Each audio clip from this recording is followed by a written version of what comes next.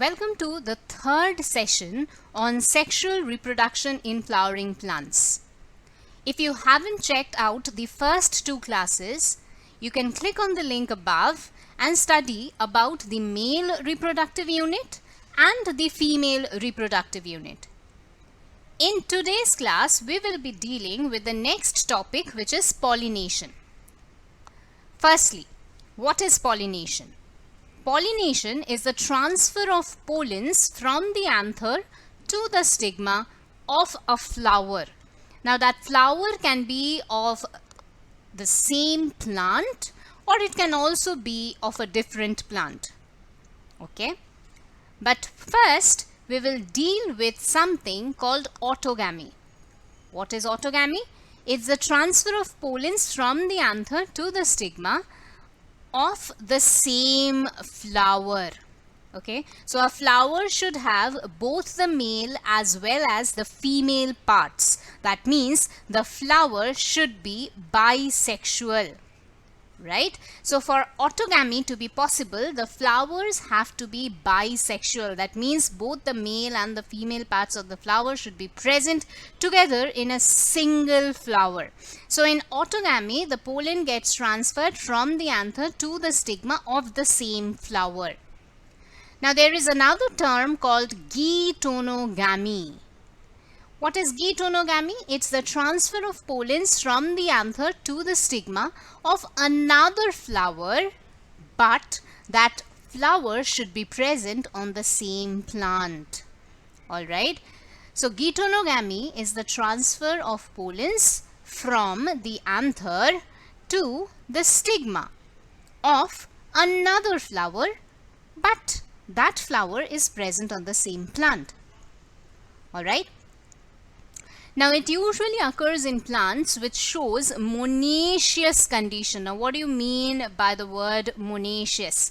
Monoecious plants are those plants which requires a single plant body to complete reproduction. That means within the single plant body, both male and female flowers will be present. Okay. Alright. Now, so if you hear about autogamy and geitonogamy for the first time, it might seem very confusing, but there's no need to get confused. In autogamy, remember the word auto means own. So the transfer of pollens takes place within one single flower. But in geitonogamy, the transfer of pollen takes place from one flower to another flower, keeping in mind that both the flowers are present on the same plant. Alright. So this is obviously possible in case of monoecious plants. Monoecious plants means within a single plant body, both male flowers and female flowers are present. Alright. So technically, genetically, if we talk about, geitonogamy and autogamy are more or less equal because there is no exchange of genetic material taking place between two individuals, right? So in autogamy, the transfer of pollens are taking place within the same flower, but in geitonogamy, when the transfer of pollens are taking place between two different flowers but of the same plant, there is no actual exchange of genetic material between two parents involved. So if you talk about genetically, both auto and geitonogamy can be considered as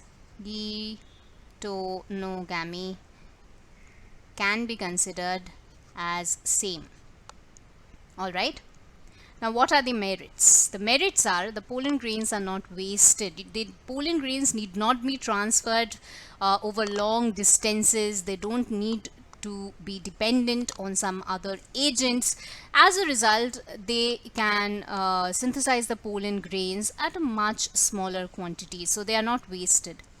Also, the purity of the generation is maintained. That means if some good genes, if some disease resistance genes are present in the parent body, then the offsprings will also have the same genes present. So the purity of the generation is maintained because no exchange of genetic material between two parents are involved, since there is only a single plant body involved, and that is something which is called a monoecious condition, wherein a single plant body both male and female flowers are present, or you can also say bisexual flowers are present in case of monoecious plants. What is a demerit? New and healthier varieties may not be formed, right? Because again, no exchange of genetic material, and it results in weaker progeny producing weaker seeds and plants. If this continues for a long period of time, eventually weaker progeny will be formed. Okay. Now let's come to two terms called clistogamous and chasmogamous flowers. Let's see what they are one by one. Now there are some flowers which remains closed all throughout their lives and they do not bloom, they do not expose their reproductive parts. Such flowers are called clistogamous flowers. Okay, so clistogamous flowers, they do not expose their reproductive parts. As a result, the anther and the stigma, they will always stay very close to each other, and pure autogamy can take place since these flowers are not blooming at all, since they are not exposing their reproductive parts. So the pollen grains can easily get transferred from the anther to the stigma of the same flower. This is a classical case of autogamy. All right. So such flowers are called clistogamous flowers, and the phenomena is known as clistogamy. Okay, so this is one phenomena which is promoting self-pollination. Examples: viola, oxalis and commelina. Remember, these examples are very important. Since they are mentioned in our NCERT, we have to remember these examples. Okay. And another category of flower, which are the open flowers which blooms and they expose their reproductive parts, and such flowers are called chasmogamous flowers, and the phenomena is called chasmogamy.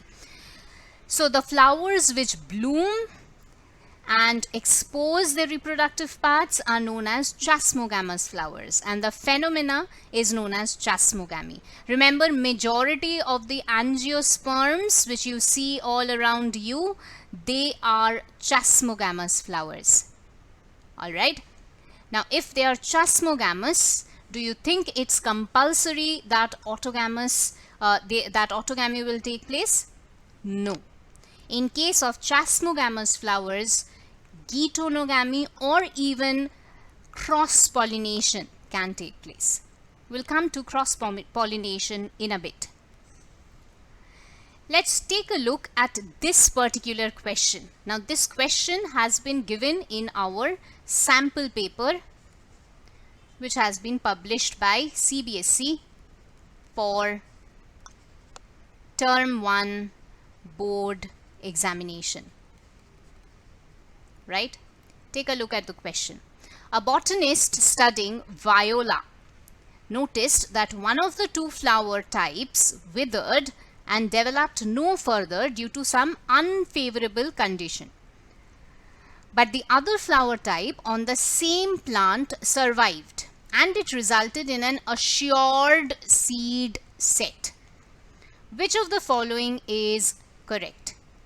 The flower type which survived is clistogamous and it always exhibits autogamy. The flower type which survived is chasmogamous and it always exhibits geitonogamy.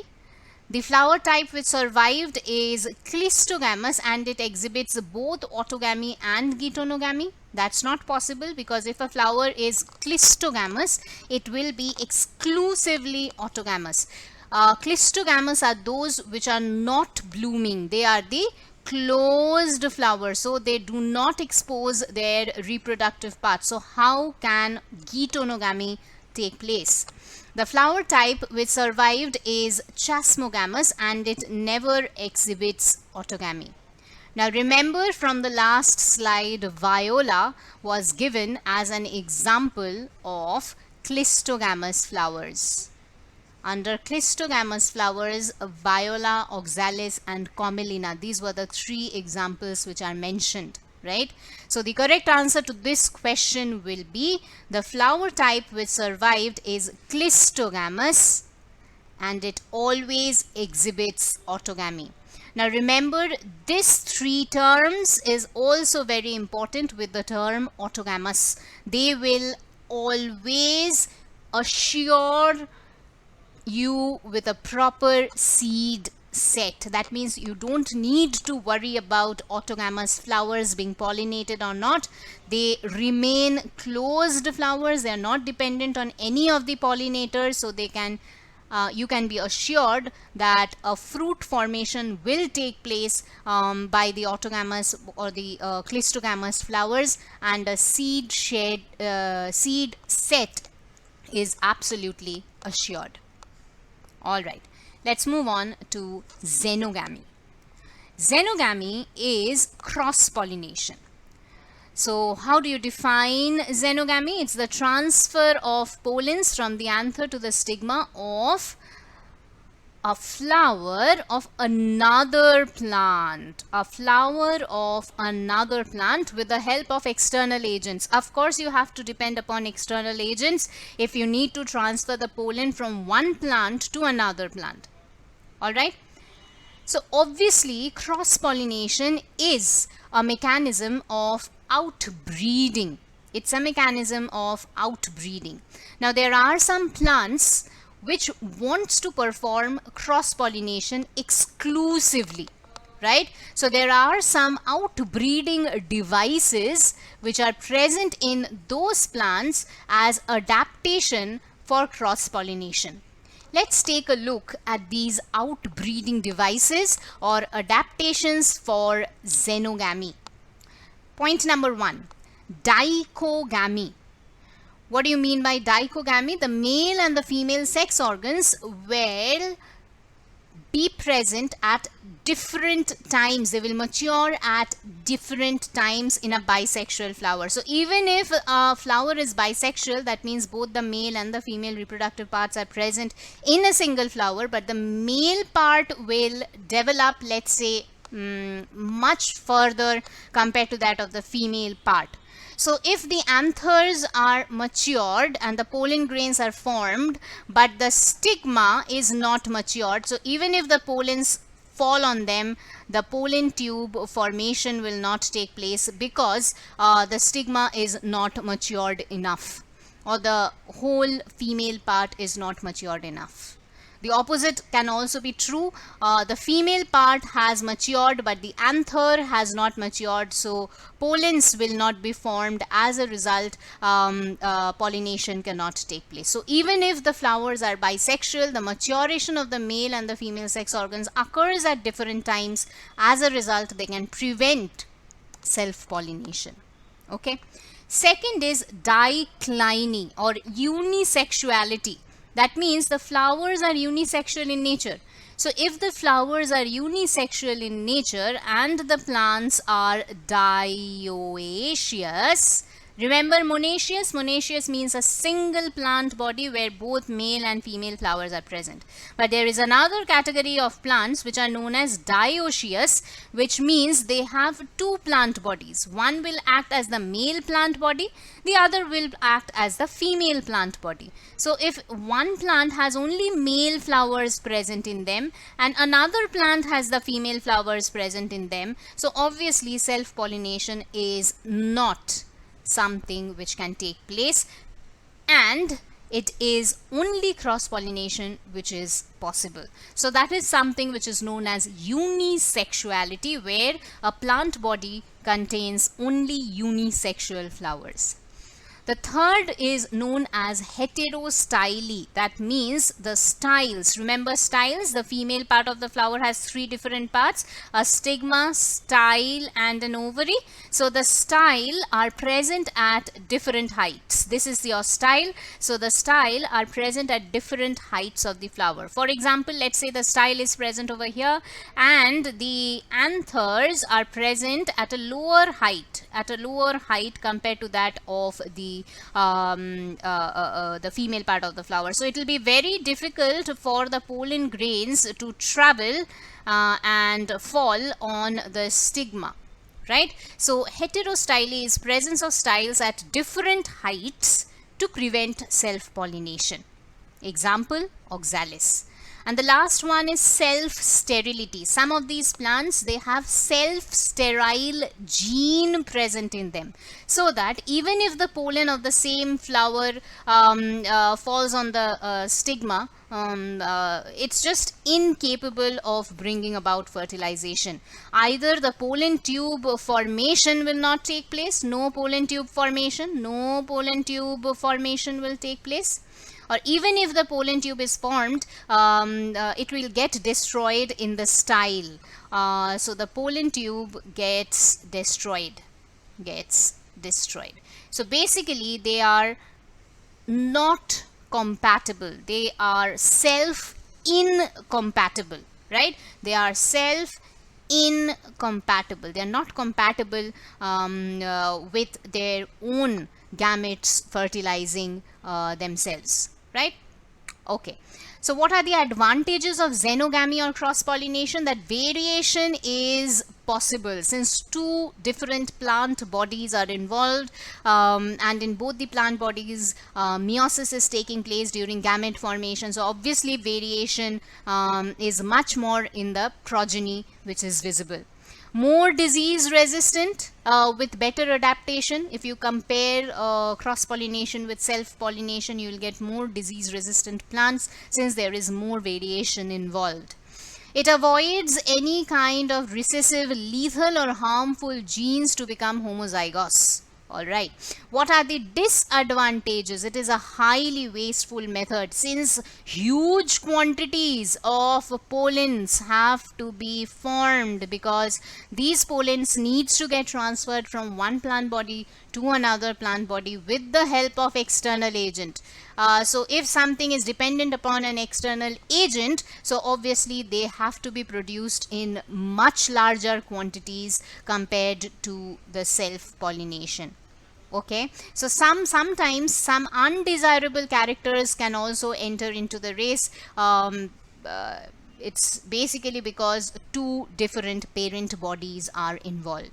Okay, next we move on to what are the different agents of pollination. Now remember, these agents can be both biotic as well as abiotic. By biotic agents we mean the living organisms on which the plants depend for pollination, and abiotic agents are the non-living agents on which the plants depend for pollination. So first we will study about the abiotic agents. Like wind is one abiotic agent and water is another abiotic agent which helps in pollination of plants. So those plants which get pollinated with the help of wind are called anemophilous plants. So the term anemophily refers to the wind pollinated plants or wind pollinated flowers.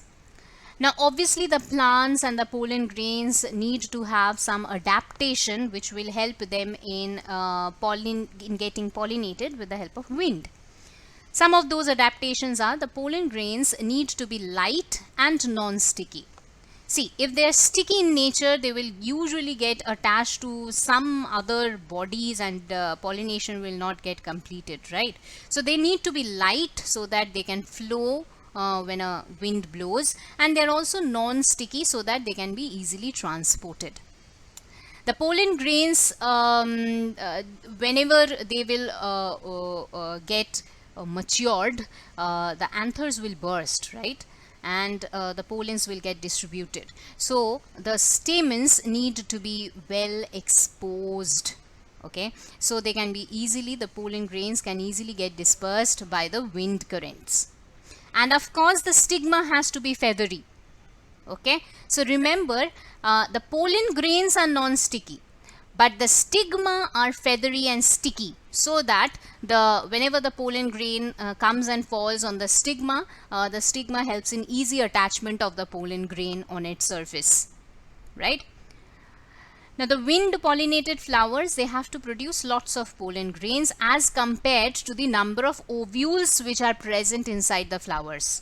Now usually we see there are flowers which are pollinated by wind. They have a single ovule, or the flowers are packed into inflorescences. Now I am very sure every one of you have heard at least a photograph, have seen at least a photograph of a corn cob, right? This is for your reference. This one is a corn cob, and you can easily see, you can easily make out these tassels, right? These tassels are actually the stigma and style, which are exposed, and they usually wave in the wind to trap the pollen grains. So whenever the pollen grains are present in their surroundings, they will go and fall on the stigma and the style of these flowers, so that they can easily get to trap the pollen grains. All right, and please remember this is important, from which questions are asked, that wind pollination is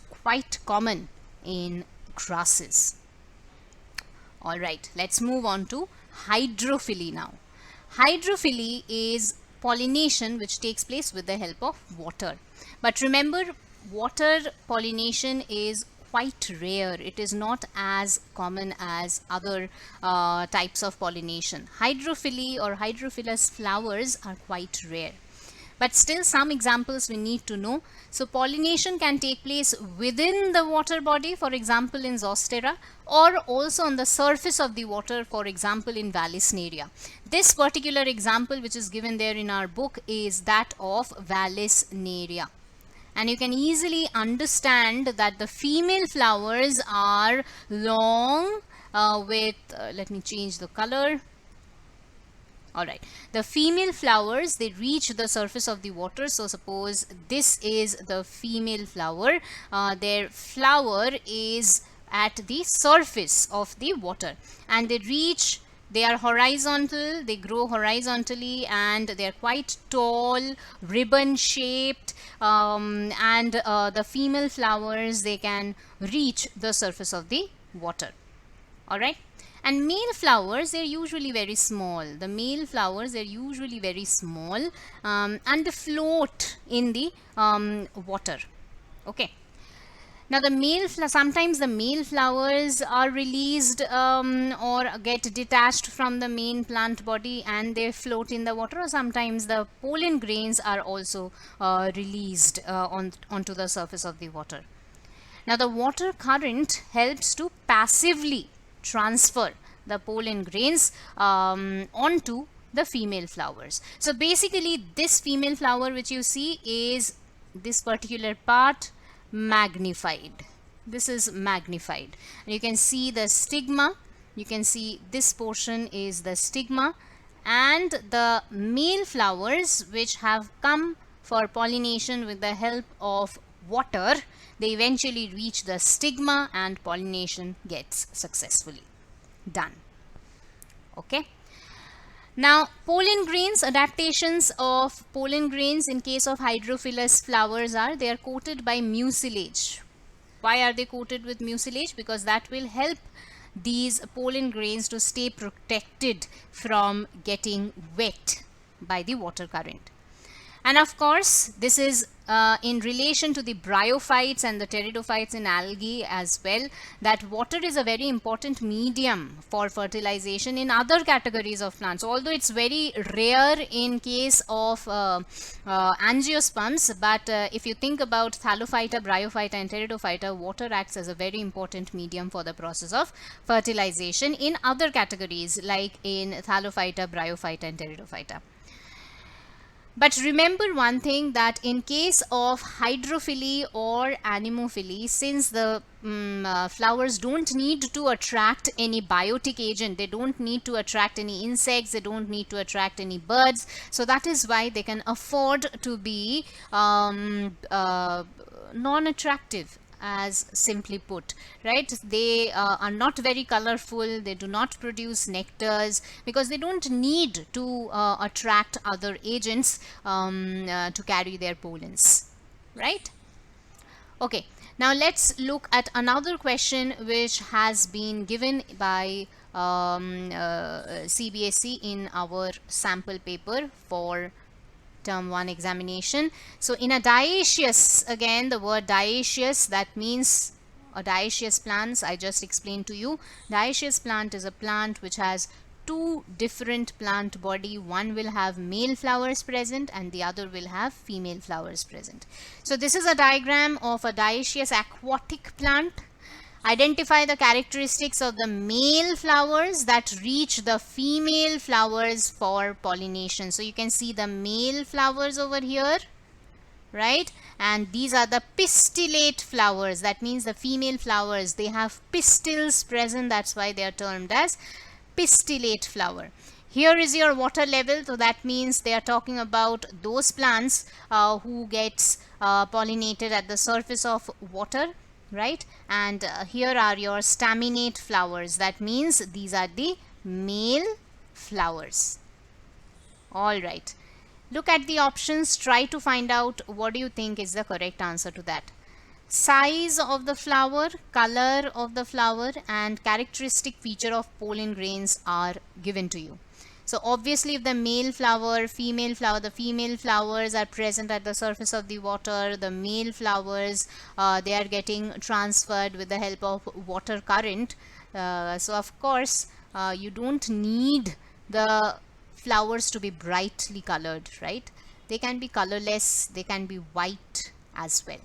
Since they're depending upon water current, they should be covered by mucilage, because that will protect the pollen grains from getting wet, right? So you get your answer. Option C is the correct answer. The size of the flower will be small. They don't need to be big.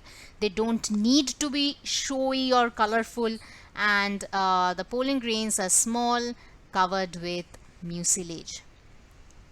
Let's move on to the most common type of pollination, and that is entomophily. Entomophily is when the flowers are pollinated with the help of insects. Now to attract insects, of course, you need to give them some rewards, right? Several kinds of insects are involved for the process of pollination. It can be bees, it can be butterflies, it can be any kind of flies or wasps which helps in the process of pollination. But remember that more than 80% of all the angiosperms which are pollinated by insects are actually done by bees. So these are very, very important. Bees are very, very important from our ecosystem point of view, since they play a major role in pollinating the angiosperms. So if any kind of insects are helping the plants for the process of pollination, they need to be given some reward, right? So the floral rewards are usually the nectar and the pollen grains which the bees or the other insects sometimes feeds upon. Okay, now it's not only the floral rewards for which the insect travels and visits a flower. Sometimes there are some insects which travels and reaches a flower to lay eggs. All right, so a very, very important example is yucca, right? It's a moth which deposits its eggs within the ovary of the flower, and in return the flower gets pollinated. Both of them, both the flower as well as the moth, gets benefit from each other. All right, the flower is getting pollinated. In return, the moth is able to lay its eggs within a very safe region, that is the ovary of the flower. But still there are some insects which are cunning, right? They are termed as robbers. There are some insects which consumes the pollen from the male organs or nectar from the female part of the flower, but does not help in the process of pollination. So these insects are termed as pollen or nectar robbers. They're robbing the flowers of nectar or pollens, but they are not helping the plants in pollination.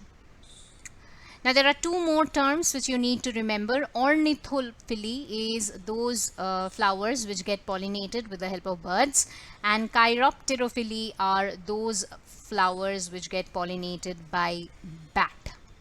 Now here is another question which is given in our sample paper released by CBSE this year. On observing the pollen grain under the microscope, it was found to be long and ribbon shaped. The flower bearing these pollen grain will be pollinated by, if they're long and if they are ribbon shaped, what do you think these pollen grain belong to? I mean, they're pollinated by. Are they pollinated by insects? Are they pollinated by water? Are they pollinated by air or buds? The correct answer is water. All right. Now let's move on to some of the very important multiple choice questions from this particular part of the chapter. I'm starting with question number 37, since question number 1 to 36 have already been discussed in the first and the second part of this series. Alright, question number 37. Self-pollination means. What does self-pollination means? Is it the transfer of pollens from anther to stigma of the same flower? Can be true. Transfer of pollens from one flower to another on the different plant? No, this is xenogamy or cross-pollination. Occurrence of male and female sex organ in the same flower, that means it's a bisexual flower. Related to self-pollination but does not actually mean that this is self-pollination. Or the germination of pollen? No. The correct answer is option 1. Question number 38. The most common type of pollination is, we just saw a few minutes back, the most common type is entomophily. That means the flowers which get pollinated by insects. Wind pollination is common in, I told you this, that wind pollination is most common in grasses. Okay, question number 40. Repeated self-pollination over the generation produces, what do you think the correct answer is? If it is self-pollination, it cannot be new varieties. Elimination of weak traits, that is more related to cross-pollination. Better progeny, more related to cross-pollination. But if self-pollination repeatedly is taking place over successive generations for a long period of time, it will eventually cause homozygosity. It might cause homozygosity of recessive lethal genes or even cause weaker progeny. Cross-pollination produces, question number 41. Cross-pollination, what does it produce? Similar offspring, weaker progeny, better progeny, or male progeny? Obviously the correct answer will be better progeny. Xenogamy is the other name of cross-pollination. Okay, question number 43. Remember, chasmogamous and clistogamous flowers. Clistogamous flowers, they do not expose their reproductive parts. So clistogamous flowers are the ones which are closed flowers, and they are always self-pollinated. Pure autogamy can be seen in clistogamous flowers. Question 44. A characteristic of wind pollinated flowers: feathery exerted stigma, feathery inserted stigma, narrow exerted stigma, or narrow inserted stigma. The word exerted means exposed. So if the flowers are getting pollinated by wind, they have to be feathery and they should be exposed stigma present in those flowers. Remember, I told you that in wind pollinated flowers, the pollens are non-sticky, but the stigma are feathery and sticky. The stigma are feathery, but the pollens are non-sticky.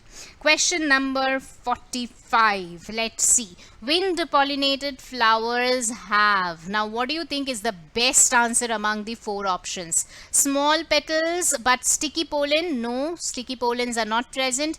No petals and light pollen can be true, but we'll read all the options. Colored and large petals with large pollen? No, large petals are not required since they don't need to be attracted attractive. They don't need to produce colors to attract insects. So large petals not required for wind pollinated flowers. Small petals and heavy pollen. If they are heavy, how can they be get transported with the help of wind? So correct answer is option 2.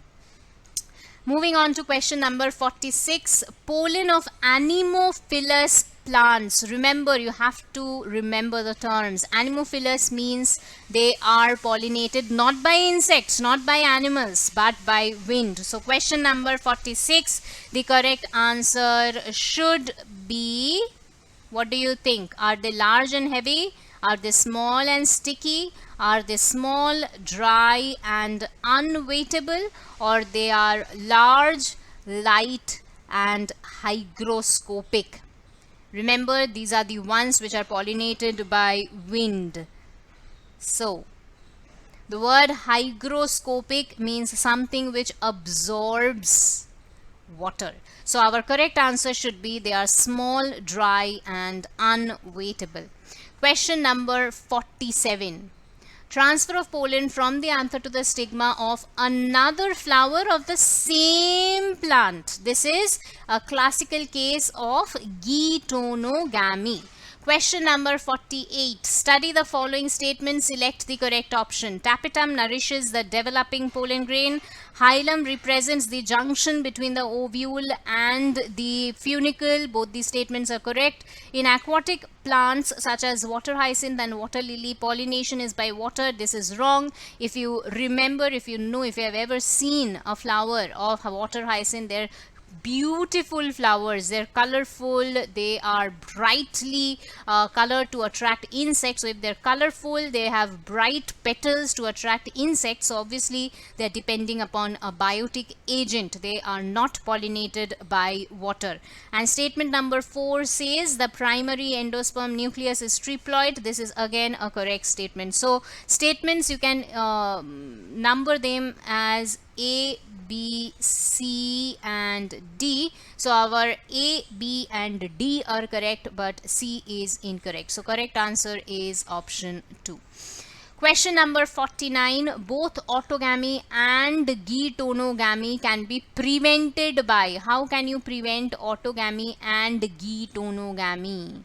It is usually prevented in dioecious plants, right? If they don't have bisexual flowers, or if they don't have the male and female flowers in the same plant, then obviously autogamy or geitonogamy can be prevented. So you need some dioecious plants among these 4 examples to prevent autogamy and geitonogamy. The correct answer to this is papaya, which is a dioecious plant. Question number 50. Even in the absence of any pollinating agent, seed setting is assured. If there is no pollinating agent, how is seed set assured? That means you are talking about autogamy and you are talking about clistogamous flowers.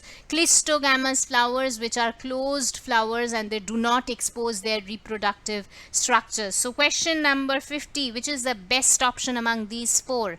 Correct answer is Commelina, an example of clistogamous flower from our book itself. Next, we move on to some assertion reason questions. Question number 51 says, chasmogamous flowers require pollinating agent, and reason says clistogamous flowers do not expose their sex organs. So question number 51, both the statements are correct, but clistogamous flowers are not explaining why chasmogamous flowers require pollinating agents. So correct answer to this is both assertion and reason are correct, but reason is not the correct explanation of assertion. Okay, let's move to question number 52. What is the advantage of clistogamy? What's the advantage of autogamous flowers like in clistogamous flowers? Question number 52. What do you think? More vigorous offspring? No chance. No dependence on pollinators? Yes, this can be correct answer. Vivipary? Not related to this. Higher genetic variability? No chance again. So the correct answer is option 2. Remember children, although you get the correct answer at one of the options, like in 1 or 2, you think this is the correct answer, answer, but still read through all the 4 options, because sometimes you get option like all of the above or both 2 and 3 are correct. So you don't need to be in a hurry. Read through all the options so that you don't do such mistakes of not marking the most correct answer. Moving on to question number 53, again assertion reason. Autogamy is the transfer of pollen grains from an anther to the stigma of the same flower of the same plant, correct. Xenogamy is pollination between 2 flowers of different plants. This is also correct, but not explaining the assertion, so the correct answer is option B. Or you can also say 2, right? So we'll go with 1, 2, 3, 4. So correct answer is option 2. Question number 54 says insects visit flower to gather honey. Okay, not exactly honey, isn't it? Because they gather pollens and they gather nectar. They convert the pollen grains into honey. So they actually don't get honey directly from the flowers. So obviously the correct answer to question number 54 should be option 4, where assertion is incorrect and reason is correct. It does not matter if the reason is correct or not. If you find that assertion is incorrect in any of the statements, then of course your answer will be option 4. So that's it for today. Thank you so much for watching the video. Please like the video if it helped you. I will be bringing on more of such assertion reason questions from CBSE sample paper, as well as multiple choice questions from different sources. Please like the video, share it with your friends, and if you haven't subscribed to this channel, please subscribe to Biology for Life. Thank you so much for watching. Bye bye.